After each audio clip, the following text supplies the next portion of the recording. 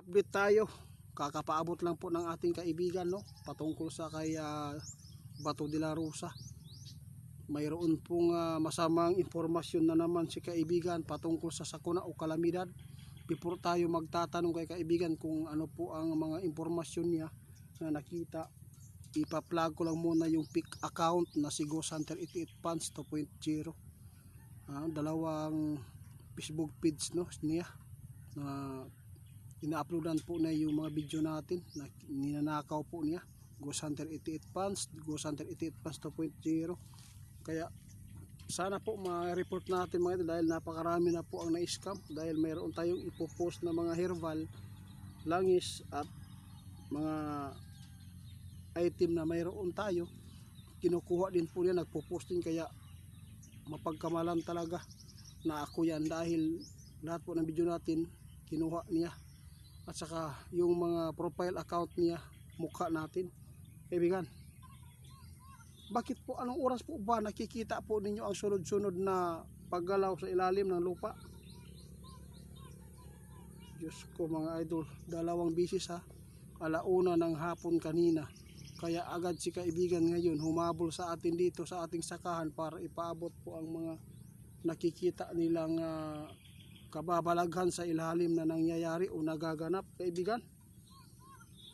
Salamat po guys. Alam po ba niyo kung bakit nagpaabot si kaibigan dito patungkol sa lindol o mga impormasyon na ito po ay nagbabadya o nagbabanta sa kalagayan po ng ating mundo o sa ating bansa? Kailangan daw na malaman ninyo, kung sakali man magkaroon po ng paglindol, at least alam po ninyo.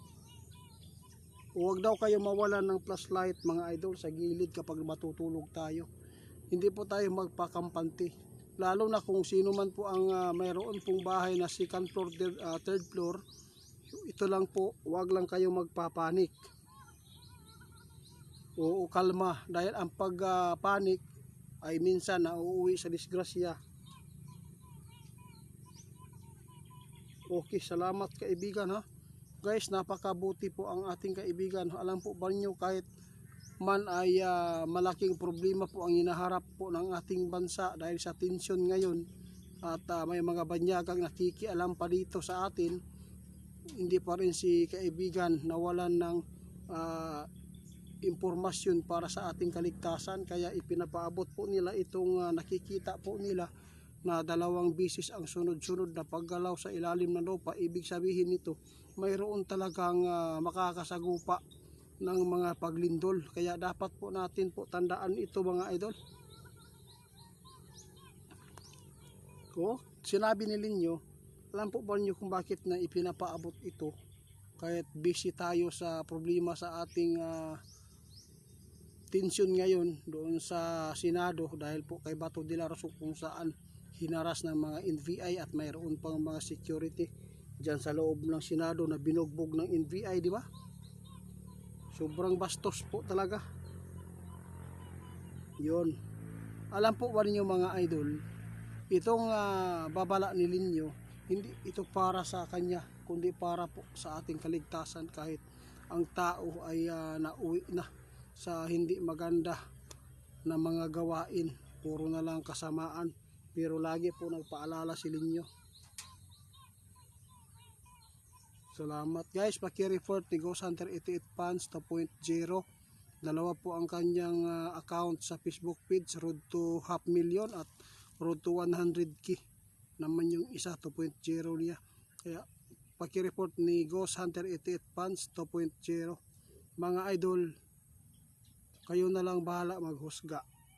Walang ibang makakatulong sa atin para tayo ay ligtas, kundi ang ating sarili lamang. Gawin po natin ang ikakabuti at gawin po natin ang hindi ikakapahamak sa mga kasamahan po natin sa pamilya. Tandaan po natin ngayon mga idol ha, nagbabala si kaibigan, mamayang gabi kailangan tayo ng flashlight, maghanda. Hindi natin alam, dahil mayroon pong mga hinuhulaan si kaibigan na ganito po ang nangyayari. May mga pagyanig sa ilalim ng lupa, paggalaw, yun, kinagabihan nangyayari po ang paglindol. Salamat guys, umalis na si Linyo. Yun lang po ang kanyang mga impormasyon ngayon, nilubos-lubos niya at patungkol pa kay De La Rosa.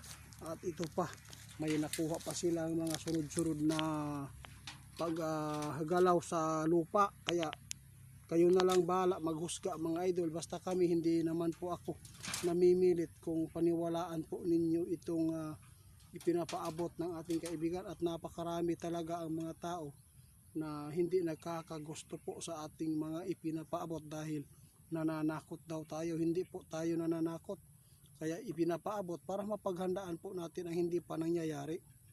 Hanggang sa susunod mga idol, paki-report ni Ghost Hunter 88 Fans 2.0. Maraming salamat. God bless. Tandaan ninyo, ipanalangin natin po ang mga supporters ng mga politiko ngayon na nasasaktan, na sana ay hindi mauwi sa madugo ito mga idol kapag hinuli si Bato de la Rosa, dahil nasa tagilid po talaga ang kalagayan po nila.